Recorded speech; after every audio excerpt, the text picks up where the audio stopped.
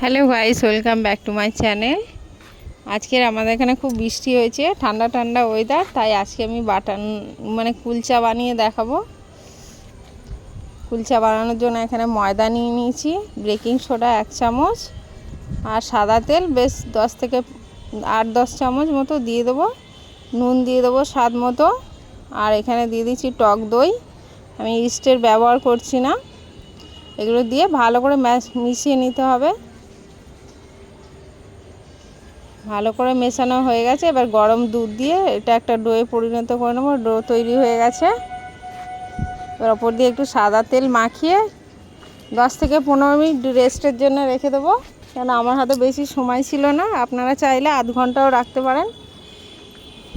এখানে 4টে লেচি কেটে নিয়েছি কুলচা বানানোর জন্য। আর এখানে নিয়েছি ধনেপাতা কুচি, লঙ্কা কুচি, সাদা তিল, কালো জিরে আর অল্প রসুন, আর নিয়ে নিয়েছি বাটার।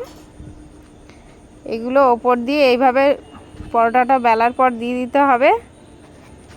দিয়ে 2 পিঠ ভালো করে সেকে তারপরে বাটার ব্রাশ করে নিলেই হয়ে যাবে কুলচা। এভাবে করে আমি সবগুলো বানিয়ে নেব। আর আমার ভিডিওটা যদি ভালো লেগে থাকে লাইক কমেন্ট শেয়ার করবেন। ইউটিউব থেকে দেখলে আমার চ্যানেলটি সাবস্ক্রাইব করবেন, আর ফেসবুক থেকে দেখলে আমার পেজটি ফলো করবেন।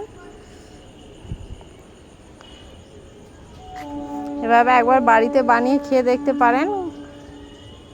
আলুর দম বা মাংস যারই সাথে খাবেন খুবই টেস্টি হয়। সবগুলো বানিয়ে নিয়েছি, দেখুন বন্ধুরা কত সফট হয়েছে।